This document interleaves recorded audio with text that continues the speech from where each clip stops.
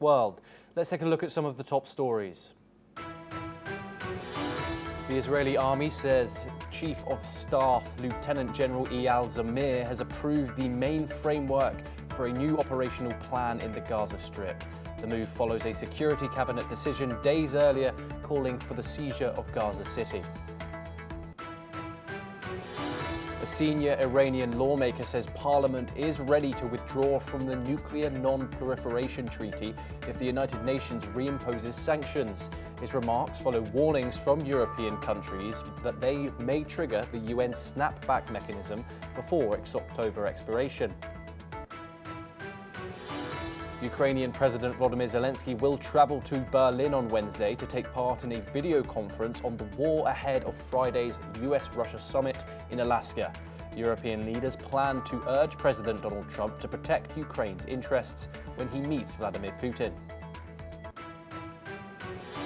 Ukraine's defense intelligence says its drones working with each other defense forces hit an oil pumping station in the Druzhba pipeline in Russia's Bryansk region.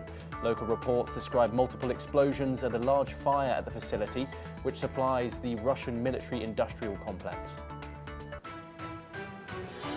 Small groups of Russian soldiers advanced near Dobropilya in one of the biggest incursions this year, part of Moscow's drive to seize all of the Donetsk region.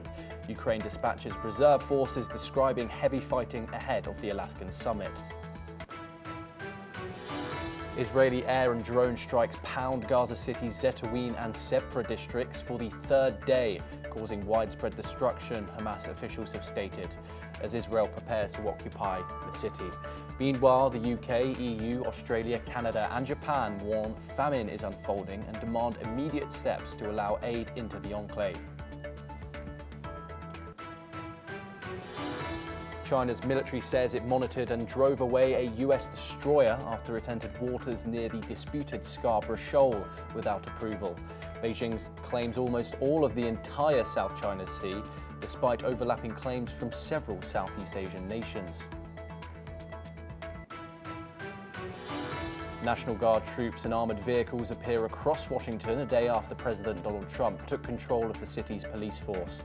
The capital's mayor calls the new move an authoritarian push, as 800 Guard troops and 500 federal agents are expected to be deployed.